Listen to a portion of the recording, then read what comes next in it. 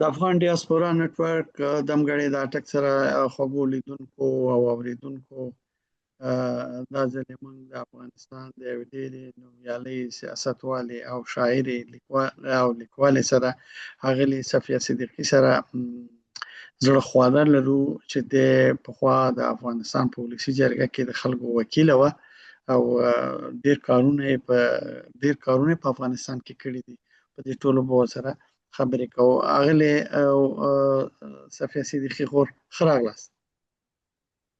السلام علیکم رحمت الله وبرکاتو. جناب اټک صاحب، تاسو ستړي مشئ او خوشحاله یم چې پس له یو اوږدې مودې، پس له 4 کلو زه یوې مرکې ته ناسته یم او خوشحاله یم چې له تاسو سره. او ستاسو خو لکه څنګه چې ما وویلې چې تاسو شخصیت په ډېرو شیانو باندې په سیاست، په لیکوالۍ، په شاعرۍ او بالاخره اوس په کډوالۍ کې یاستئ. له کوم ځای نه شروع کړو او نه پوهېږم چې د کومې خبرې نه سټارټ والو. خو راځه خبره به همدې نه وکړو چې د دې باګرام نه به شروع کړو. نن سبا تاسې اورئ چې د امریکې ولسمشر ښاغلی ټرمپ بیا باګرام غواړي. په دې باندې ستاسې نظر څه دی؟ ډېره زیاته مننه. زه یو د هغه شیانو چې ډېر ګورم هغه خبرونه دي او معمولا د افغانستان خبرونه په هر ژبه چې راته ډېر زیات جالبه دي او کېدای شي یو تړاو ورسره لرم. کله چې ما نن سهار د باګرام اډه وکتله، ما ته هغه وخت رایاد شو چې زه خپله په پارلمان کې چې وم، زه به کله کله داسې کېده چې میاشت کې به 2 ځلې ورتلم هلته او هغلته هغه بندیان، هغه څوک چې وو، د هغوی لیدلو ته او د هغوی ډېر ځله مې ضمانتونه کړي دي. کوم کسان چې ما ته معلوم وو چې په کومو ستونزو باندې دا خلک راټل کېدل، دا خلک ټکول کېدل، د افغانستان د خلکو مخصوصا زمونږ د شرقي ولایاتو وګړي ډېر سخت شرایط او ډېر سخت وخت په هغې ځای کې تېر کړی دی. او زه من حیث یوې ښځې په دې باور یم چې نور نو باید په افغانستان کې نه ټرمپ او نه امریکایانو نه دوی باید پکې دومره علاقه ونیسي چې حتی داسې وایي چې دا زما ده او دا کوم ځای ته چې زه غواړم لاړ شم هلته 1 ساعت فاصله ده د دې ځای نه تر هغې ځای پورې.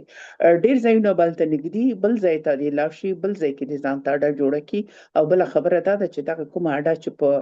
په باګرام کې ده، دا د اعلیحضرت په وخت کې جوړه شوې ده، دا په هغه وخت کې طرحه شوې ده. دا نه دوی جوړه کړې ده، نه دوی د دوی د راتګ په منظور باندې جوړه شوې ده. خو البته ښکاره خبره ده چې هغه وخت به دوی په همدې فکر کې وو چې دا چین سره نږدې ده یا د نورو هېوادونو سره دوی ځان ته جوړه کړې وه. ډېره مننه. تاسې چې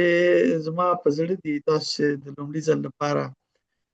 د پارلمان لپاره کاندید شوئ، ستاسو یو نوښت دا و چې تاسې د 3 رنګه ملي بیرغ نه ځان ته څادر جوړ کړی و او چې دا بیا ډېر زیات تقلید شو تر دا ننه پورې، حتی په کالو بدل شو، خلکو ته جامې جوړې کړلې او حتی نارینه وو د 3 رنګه بیرغ نه غاړې جوړې کړې. خو زه فکر کوم چې دا نوښت د لومړي ځل لپاره تاسې کړی و. ډېره زیاته مننه. وطن دی او په هر چا ګران دی، خو متاسفانه مونږ تقریبا نږدې 30 کاله په دې وطن کې کوم د وطن نه د باندې نو دومره را باندې ګران و چې زه د لومړي ځل لپاره افغانستان ته لاړم او داسې مې فکر کوو چې زه په همدې وطن کې نوره اوسېږم. نو ما دپاره د دې نه زیات څه نه و چې هغه د بیرغ لوپټه مې په کور کې مې وه، په د سکول کې به مې همیشه وه، ګرانه وه را باندې د افغانستان بیرغ او هغه د ملالې د وخت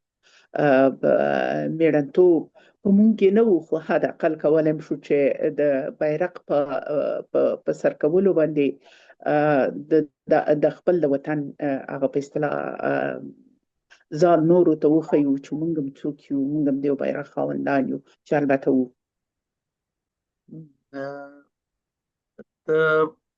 د پارلمان څه در په زړه دي؟ ډېر څه. وایي چې یوه لنډۍ ده، وایي چې جانانه چې شی به دې یاد کړم چې ناکردې دې یادوم ژړا راځي نه. نو پارلمان کې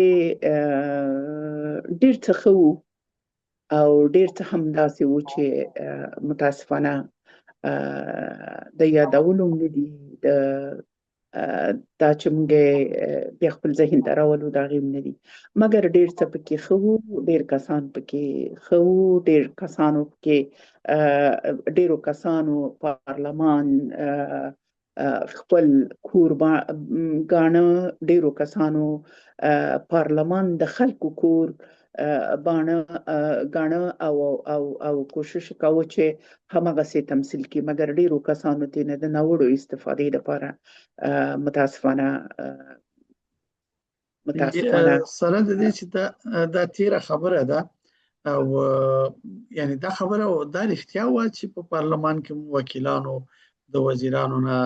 پیسې اخیستې او هغې ته په پیسو رایې ورکولې؟ زه تاسو ته یوه لنډه کیسه کوم او دوه درې کسان درته یادوم، پکې نومونه یې نه اخلم. یو وخت یې په دغې کې ناست یو، په د منځنۍ کرښه کې، زما ځای په آخر کې و، ځکه موږ د نامه په د حروفو په الفبا په شکل باندې کېناستو. نو دا منځ کې ناست یو، دغې ته سټیج ته مخامخ. نو دلته دغه عثماني صاحب ورور کاندید و. د عثماني صاحب ورور کاندید، نو زما څنګ ته یوه ښځه ناسته ده. عثماني صاحب ورته وایي چې دې ته دغه ورکړه، پاکټ ورکړه. نو هغه ورته وایي چې نه، دا خو یې نه اخلي. ویلې هسې موږ به بیا به کې پې باندې. ویلې نه، ته یو ځل یې ورته ووایه. خو دې ښځې ورته ویلې، ویلې نه، زه یې نه وایم، دا یې کمپاینره وه. دې ورته ویلې چې نه یې وایم ورته. دا کله چې لاندې ښکته شو، نو دې ماته ویلې چې دا عثماني صاحب دغسې خبره وکړه، او ما ورته ویلې چې نه، صدیقي صاحب دا کار نه کوي. ما له عثماني صاحب هغه تا ته درکړې وي چې ته وږې وې، او خو ماته ماله دا دولت چې کومې پیسې راکوي، ماله زه ډېره غریبه ښځه یم، دا ډېرې پیسې دي ماته چې راکوي، د دې نه زیاتې زه نه غواړم. بیا عثماني صاحب راغی، ما نه معذرت وغوښته. ویلې صدیقي صاحب ته خو زمونږ خور یې، ویلې همدې دپاره ما خپله نه شو کولی چې دا جرأت وکړم چې زه تا ته دا خبره وکړم. او یو ورځ یوه د وکیله صاحبانو نه راغله په دغې منځ د سقن د پارلمان کې په ډېره خوشحالۍ باندې. ویلې صدیقي صاحب ویلې چې د پیر صاحب زوی وبخئ، نو دی دغې ته کاندید و، دی نه پوهېږم د مهاجرینو وزارت ته کاندید، د کډوالو وزارت کاندید. نو ویلې چې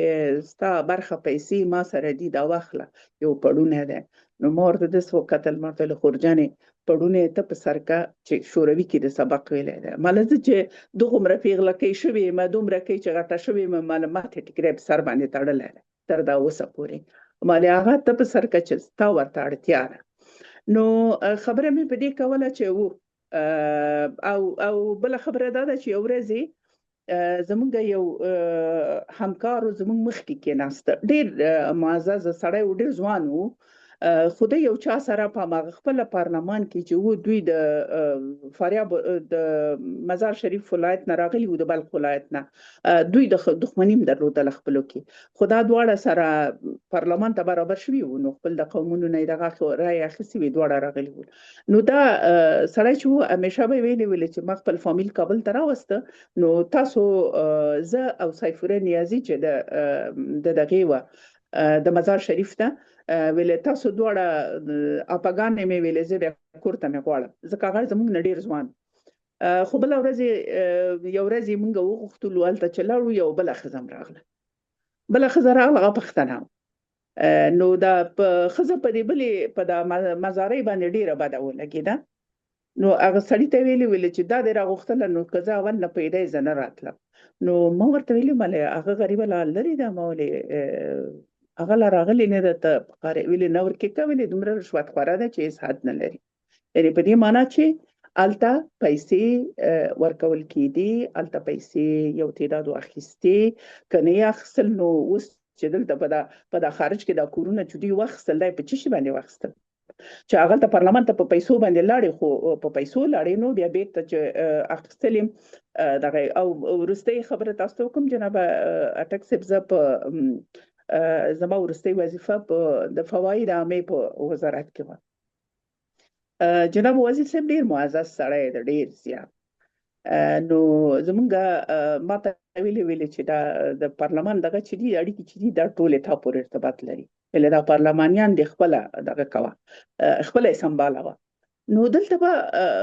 یوه ښځه وه چې اوس دلته په تورنټو کې ده، دا ښځه به هره ورځ راتله، خو موږ به یوازې یو ورځ وزارتونو ته تلو د خلکو د کار دپاره. نو دې نه مې پوښتنه وکړله امله چې خورجانې ته خو هره ورځ راځي، ولې نه د خلکو کارونه ډېر دي، زه هغه کوم او دا کوم او دغه دی، زه دې ته اړتیا لرم. نو بیا مې وزیر ته ویلي چې وزیر صاحب دغه خورکۍ وایي چې زه د ضرورت د مخې نه هره ورځ راځم. ویل نه، دروغ وایي، ویلي دروغ وایي. نو ما ورته ویلې ماله د دروغو دغه به نه وي، البته کار یې هم دومره ده. بیا ویلې نه، ویلې دا چې راځي، ویلې ټوله ورځ خلکو ته دا پروژې نورو خلکو ته په بیه باندې اخلي، حتی پروژې خرڅې دي.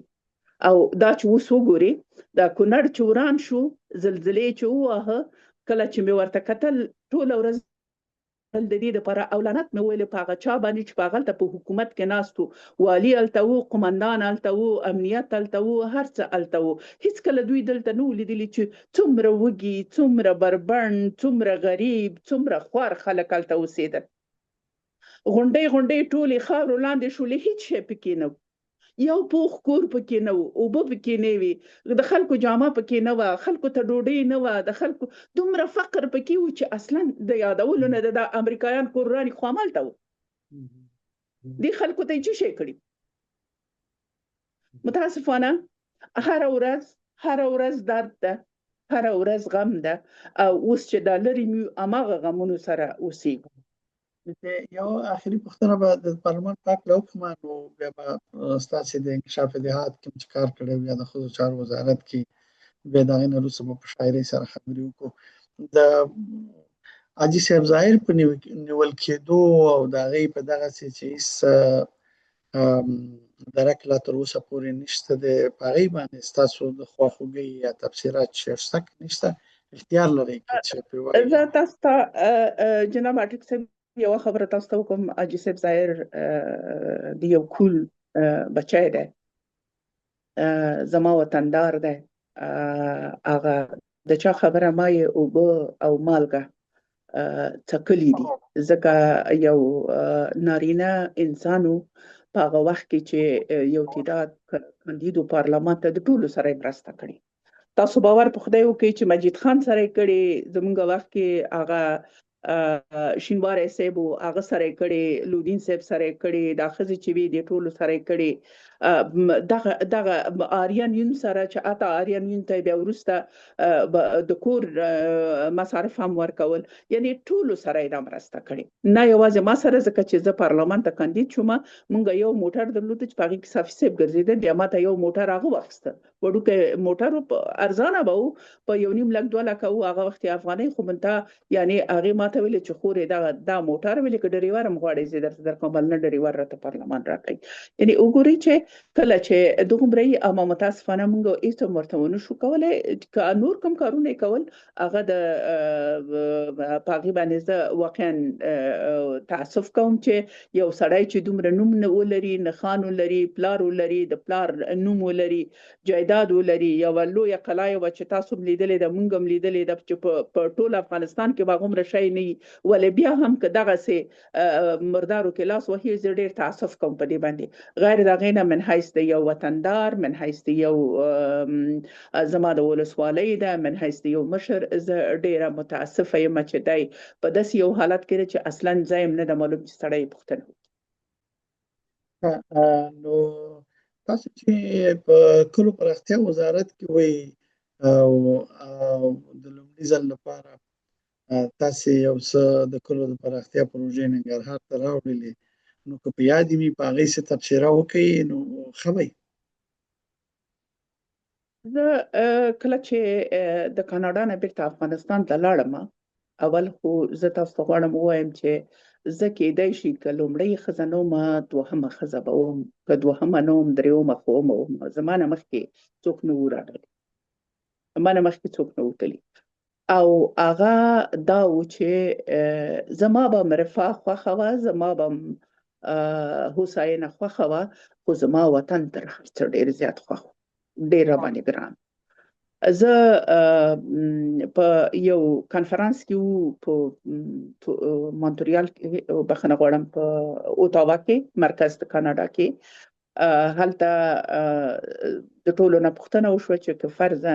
دا امکانات برابر شي چې څوک افغانستان ته لاړ شي څوک ځي، یعنې تاسو دا منئ چې په 83 کسه ښځو کې زه یوازینی کس وم چې ما ویلې زه ځم. په آخره ورځ باندې صدر اعظم کله چې راغی چې موږ سره زمونږ برنامه یې ارزیابي کړه او دا خوښنه یې وښودله چې د افغانستان ښځې ژوندۍ دي، تکړه دي، د کار دي او لا په افغانستان باندې زړهسوی لري. دا خبرې ټولې خلاصې کړې، په آخر کې ویلې یوه زړوره ښځه چې افغانستان ته ځي، ویلې زه غواړم هغه وګورم. ویلې ستاسو منځ کې یوه ده. ما دې خواته هغې خواته وکتل، ومې لیده چې هېڅوک هم نه ده، یوازې زه یم. زه ودرېدم، هله زه یم. نو بیا پس ته هغه رئیس دفتر یې راغی، ویلې چې صدر اعظم غواړي تا وګوري. ما له ښه ده، زه لاړم، صدر اعظم مې وکړو، ما ته یې ویلې واقعا زه افتخار کوم در باندې چې ته د دې په فکر کې چې ته افغانستان ته ځې، والته افغانستان کې کار کوي.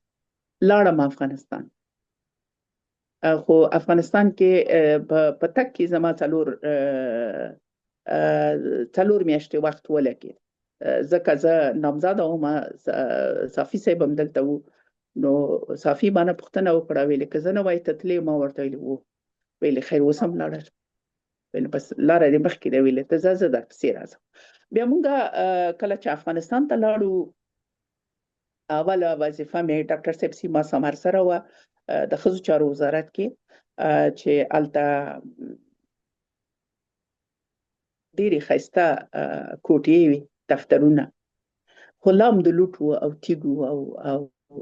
د وړو تیږو نه ډکې وي. ډاکټر صاحب سیما سمر یوه ماته چوکۍ وه او یو وړوکی غوندې میز و، هماغې ته ناسته. لا خلکو ورته پاملرنه نه وه کړې چې دا د ښځو وزارت، لا خلکو دا پاملرنه نه وه کړې چې ښځو څومره تکلیف تیر کړی و، چې ښځو څومره بې هویتي تیره کړې وه. هر چا یو څه کولی شول، ولې ښځې نه شول کولی. ښځو ځان ته مکتبونه په کابل کې جوړ کړو، په تاکاویو کې جوړ، لکه دا اوس چې مشکلات. نو متاسفانه د ښځو چارو وزارت هم همدغسې یو وزارت و. او یو بل ځای و چې بم پرې غورځېدلی و، چې هغه زینب سینما وه. متاسفانه زینب سینما نیمه نړېدلې وه او ټولې دا خښتې او دا کنکریټونه یو، دا دیوالونه یې غټ غټ و، ډېر پلن دیوالونه د ښځو چارو د وزارت، دغه ټول راپرېوتي وو. خو بیا تقریبا یو نیم کال هلته پاتې شوم. واقعا زه په دې باندې ډېره زیاته خوشحاله وم چې د ښځو چارو وزارت کې کار کوم. البته دا زه په خپله خوښه باندې د ډاکټر صاحب سیما سمر سره لاړم. بیا په لویه جرګه کې پوهېږم چې څه رقم جرګه وه، خو لویه جرګه نه وه. هغې جرګه کې بیا متاسفانه ډاکټر صاحب سیما سمر د خپلې وظیفې نه یو خواته شوه او حبیبه سراوی دغې په ځای راغله، ځکه چې متاسفانه افغانستان همیشه د قومونو د تقسیم دغه ده، د تقسیم ځای ده. او په دې تقسیماتو کې د افغانستان د ښځو هغه ډله چې پښتنه ده، پښتنه ډله، پښتنې کمې راځي پکې، کمې د دې لپاره پکې راځي چې زمونږ مشران نارینه ډېر دي، هغوی اکثرا داسې فکر کوي که دا ښځه راغله نو زما په ځای باندې خو همدا ښځه راځي، نو زه بیا څه وکړم. نو هغې خاطر دوی بیا ډېر کوشش کوي چې د ښځو په ځای باید نارینه ونیسي. او نور قومونه په خپل ښځو باندې ټینګار کوي. مثلا موږ تاسو په دې باندې پیږو چې کله چې اسماعیل خان وزیر وو هغه ویل زه خو وزیر ما خو دا امنه جان افضلی به وزیر کیږي او که فرضاً آمنه نه دغه کیږي نه وزیر کیږي نو زه دا وزارت نه غواړم. هغه په دې باندې پیده چې دای باید حتما د حکومت یو برخه وسی خو آمنه باید په ورسره راغلی وای چې ورسره راغله او وزیر شو. مثلا حبیبه سرابی هم ارڅوک چې وتری وو که ارڅوک وو معاون ریاست جمهوریت د معاونیت درلوده نو هغه لپاره هم ډیر اسانه و ځکه چې ما سمر چلړه باید دغه یو بل دغه باید راغلی وای چې ډاکټر سرابی راغله. ډاکټر سرابی چې راغله ما یو موده کار وکړ بیا پس دغه نه مې علاقه ونیوله او جناب اتمر صاحب هم دا غوښتنه کوله چې زه باید هغوی سره لاړه شم هلته کار وکړم. بیا لاړم دا وزارت مې پرېښود د ښځو چارو وزارت بیا لاړم د انکشاف دهات وزارت ته لاړم. هلته چې لاړم هلته د مشاوریت جندر مشاوریت مې کاوه خو دلته مې رسمي وظیفه درلودله په وزارت امور زنان او غوښتي ومه معینیت مسلکي معینیت ته چې بیا زما په ځای زه چون 4 میاشتې رانغلم بیا زما په ځای دغه مقرره شوه شاعر همدا د دغې ده ازبکه ده هغه د دوستم ویلې چې نه چوکۍ خالی ده او خالی چوکۍ باید پاتې نشي هغه بیا دغې راوستله. بیا زه چې لاړم دا نوې مقرره شوې وه. بیا ما ته ډاکټر صاحب سیما سامر ویلې زه چې بیرته جرګې ته لاړو د جرګې نه چې بیرته راغلو ویلې چې زه بیرته راغلم بیا دغه کوم په جرګه کې متاسفانه ډاکټر صاحب سیما سامر پرېنښوده په هر صورت ټولې سیاسي لوبې وي. نو هغې نه کله چې انکشاف دهات ته لاړم انکشاف دهات زما دپاره یو نوې ساحه ځکه نه وه چې زه یوه کلیواله ښځه یم او د یو کلیوال پلار لور یم یوې کلیوالې ساده کلیوالې ښځې لور یم. نو ما دپاره دا ډېره جالبه وه چې زه ولایتو ته تلمه تقریبا 23 ولایاتو ته لاړم او په یو ولایت کې چې د سمنګانو ولایتو یو تن د دوستانو نه چې هلته دغه و دی والي و دغې ځای زموږ د هزارهګانو ورونو نه. نو تاسو باور وکړئ چې دومره عزت یې موږ ته راکړه ما سره 2-3 کسان نور هم او یو قاري صاحب هم راسره و. نو د قاری راته ویل چې صدیقي صاحب ویل ما د زندگی خود قدر احترام نشده بودم او په آخري ورځ باندې چې راتلو چې دته مې ویل وروره نور زما ویل نه ولکه د پرېدم چې یو پسه مې تر څو د سهار درته لال کړی نه. نو هغې خاطر قاری ویل ما واقعا داسې سفر نه و لیدلی. اما خبره دا ده چې مونږ شفق صاحب والي و مخکې مې نوم یې رانه ایرو یو ژوند یو حرکت یو خوځښت یو مینه وه یو درناوی و نورو ته چې موږ هم نورو ته درناوی درلودو او نورو هم موږ ته درناوی درلوده. نو په دې دغې کې په وزارت انکشاف دهات کې زما دپاره ډېرې ښې خاطرې د افغانستان د ګوټ نه وې چې هر چېرته تلم خلکو د دې لپاره چې زه په لویو جرګو کې راتلم خلکو د دې لپاره چې ما د خلکو استازیتوب په جرګه کې کوه ډېر احترام یې راته کوه او خیر په هر صورت هر څوک چې وم خو دوی ته یو عزت او احترام او باور مې درلوده د خلکو په منځ کې. او د پروژو خبره دې رانه د پوښتنه وکړه چې وزارت احیا او انکشاف دهات کې زمونږ وظیفه دا وه چې مونږ باید د ښځو دپاره کار کړی وای یعنې داسې پروژې باید پلې کړې وای چې هغه د ښځو دپاره ډېرې دغه دي ډېرې ګټورې وي او کله کله دا به مشکله وه چې مونږ به داسې پروژې پیدا کړې خو د ننګرهار دپاره ځکه زه هلته ګرځېدم هلته تلم هلته کلوبانډو ته تللی شوم هلته سرخرود ګرځېدی شوم په کامه کې تللی شوم کامې ته تللی شوم هلته اخندزاده اډې اخندزاده صاحب ته تللی شوم هلته بټي کوټ ته تللی شوم هلته شینوارو ته تللی شوم، هلته بېسودو ته چې بیخي ښار سره نږدې و، د ښار برخه وه، نو ماته د خلکو ستونزې ډېرې په اسانه باندې معلومېدې او د خلکو د ستونزو مطابق ما همیشه کوشش کوو چې هغوی سره باید مرسته وکړو. نو پټه دې کله ولیکله؟ پټه مې او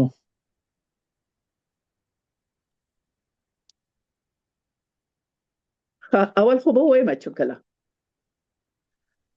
وایي د هغه کلي په اوږده کوڅه کې اها د هغه کلي په اوږده کوڅه کې زه له مودو نه تلم راتلم، یو وارې بیا راغلم په دغه لاره، ګمان مې کېږي چې غلطه شوم په خپل کلي کې، ګمان مې کېږي چې غلطه شوم په خپل کلي کې، ځکه زما د کلي پیالې څپانده وې تل، نیالګي یې تاند و په نڅا و مدام، ان د هوا مرغۍ تل نڅېدې په مینه، اوس نو زما د کلي په دې سپېره کوڅه کې چوپتیا خوره ده، اوس نو زما د کلي په دې اوږده کوڅه کې چوپتیا خوره ده، له ویرې ځینې اوس د څپاندو ویالو شونډې سپېرې دي، اوس هغه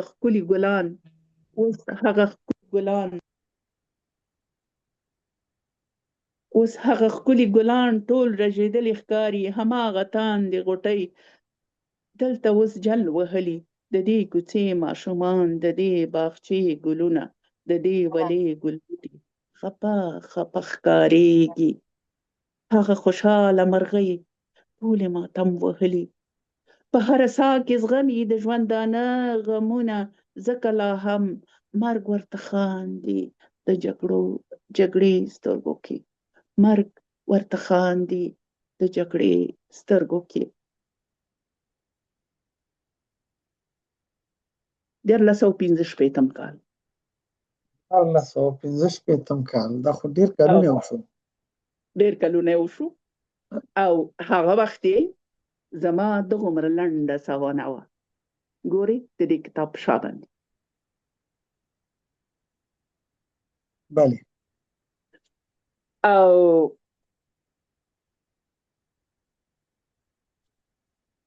وخت تیر شو. 1415 کال په 1440 کال کې زما کتاب خپور شوی او د دې نه وروسته بیا ستاسو نور څه کتابونه هم چاپ شو؟ نو دا خو به راته نه وایې چې ته څوک یې مهرباني. او زه د ړنګ شوي کور زړه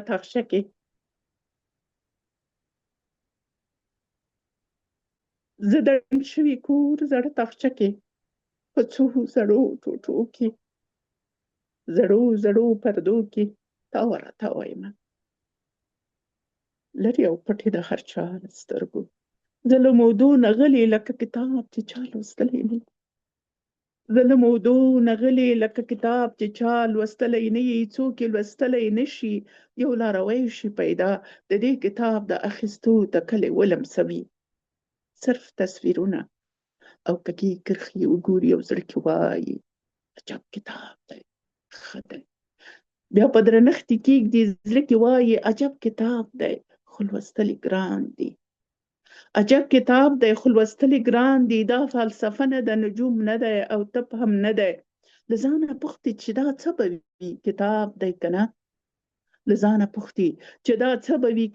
دی که نه، او بیا یو بل ستړی ستومان شي راستون، د دې کتاب د درلودو مینه یې وهڅوي او په افسوس ورته له ورا وګوري، زړه کې وایي ښه دی، ډېر ښه دی خو لوستل یې ګران دي، پرې پوهېدل هم ګران دي، زه یې منم ورسره، ځکه چې زه همدا کتاب او څو کږې کرښې یم، زه یو کتاب یم، یو خاموشه او نالوستی کتاب، یوه کیسه یم، یو شعر یم د ژوند، په ما کې مینه ده، مېړانه ده نن، هغه کتاب یم چې څوک مې لوستلی نه شي. 1995 کال پېښور. پېښور کې چاپ شوی دی چې فکر کوم د دې مخکتنه په ادبي بهیر کې شوې ده. تاسو بالکل. او دا زما یوازینی کتاب دی چې استاد عبدالرحمن پژواک صاحب الله تعالی دې وبخي دوی ما ته 2 شعرونه یو پښتو او یو دري لیکلی او ما ته ډالۍ کړي. البته د همدې کتاب لپاره د دې کتاب په لیکونکو کې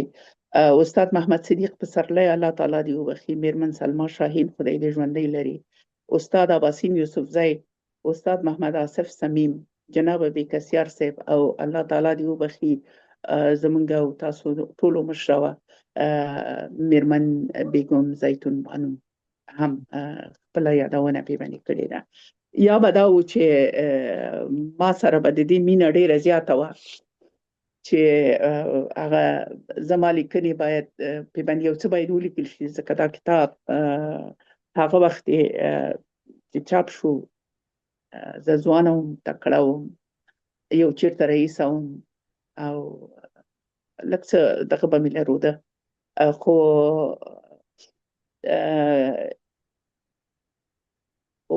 زه په دې باور یم چې ښځې قوي نه دي زېږېدلي، ښځې قوي نه دي زېږېدلي، ښځې له هغو طوفانونو نه چې راتېرې شوي دي او بیا جوړې شوي دي. ما هم دا طوفانونه کتلي، له هماغو طوفانونو نه تېره شوې یم چې بیا بالاخره صفیه صدیقي یم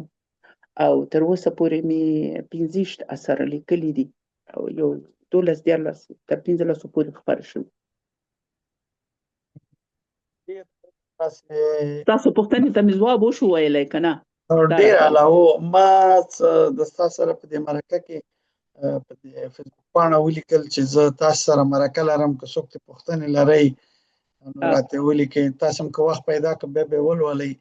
باور وکړه چې ټولو تاسو ته ډېره مینه ښودلې او ستاسې ډېره ستاینه کړې او متاسفانه ما پکې څه پوښتنه پیدا نه کړله. تاسو چې په خبرو مصروف وئ ما دا کتلم هلکه داسې یوه پوښتنه وي چې زه یې راواخلمه، متاسفانه چې نه وه یا خوشبختانه چې نه وه، خو ښه دا دی چې ټولو درته سلامونه ویلي او ټولو تا ته احترام وړاندې کړی دی. ډېر هم زه نه ځورومه، نو یوه آخري پوښتنه به تاسو نه وکړم چې تاسې په مجموع کې ښځو ته او په ټولو کې افغانانو ته او په خاصه کې چارواکو ته د مکتبونو په هکله یا که هر څه پیغام لرئ نو زه ستاسو پیغام اخلم. الله تعالی دې تاسو ژوندي لري او زه یو د هغو ښځو نه یم چې سبق مې له جوماته شروع کړی دی. زما په کلي کې د نجونو مکتب نه و. زما یوه خور چې تر ما کشره ده، کله چې موږ د فاریاب ولایت نه د پلار ماموریت مې هلته و چې بیرته راغلو خپل کلي ته،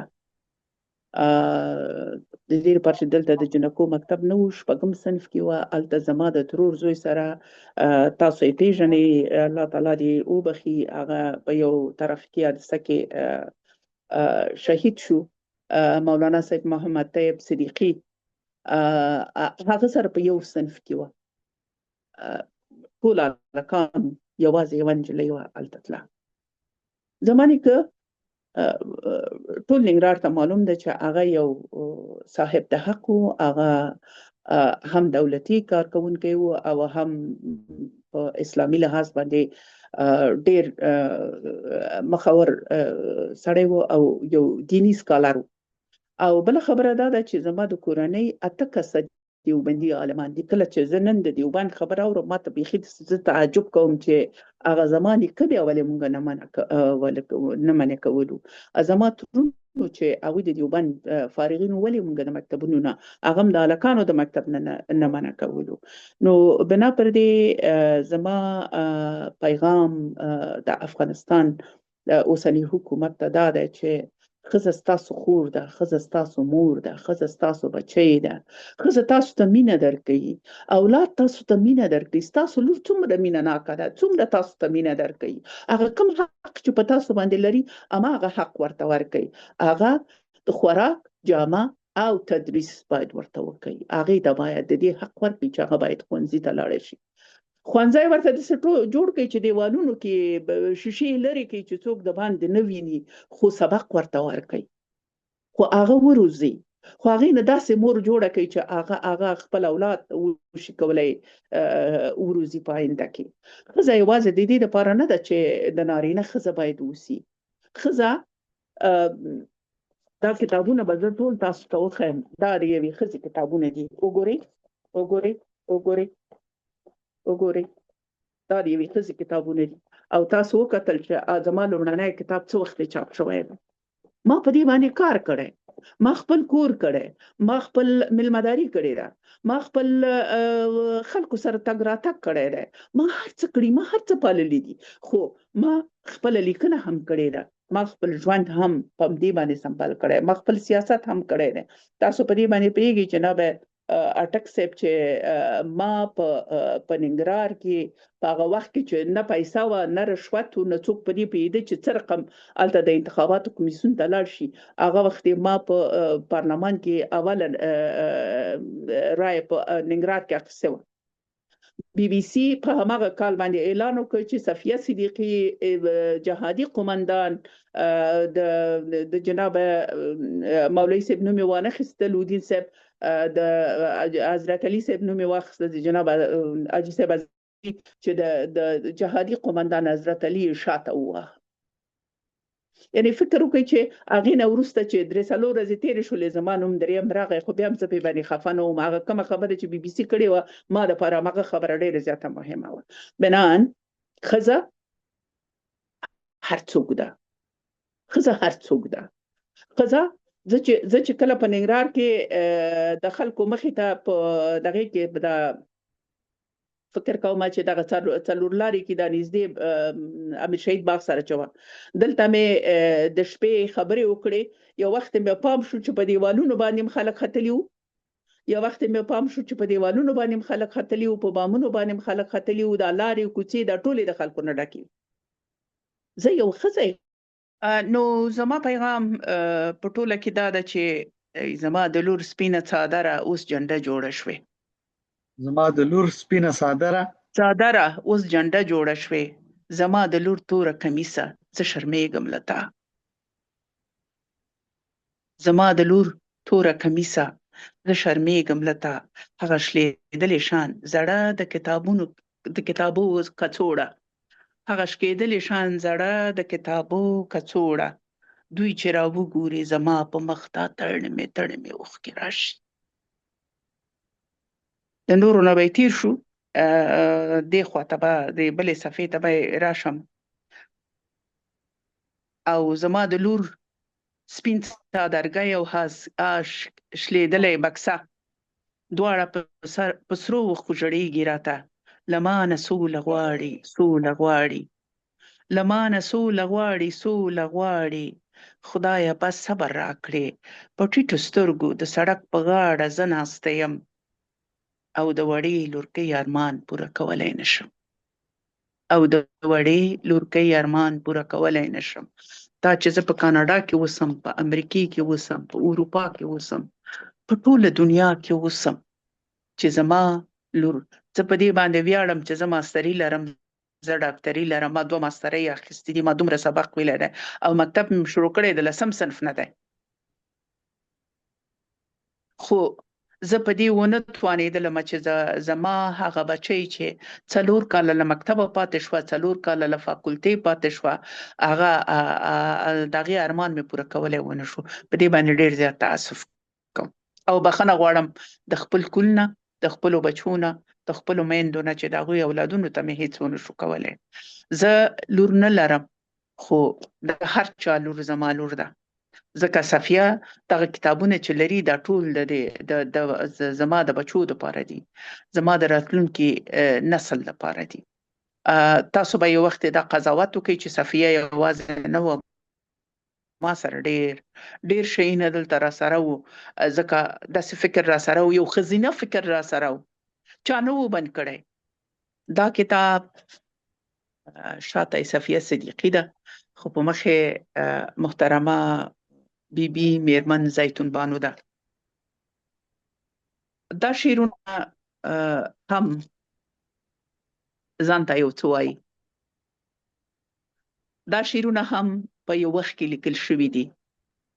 دا شعرونه هم د بندیزونو سره یو ځای لیکل شوي دي خو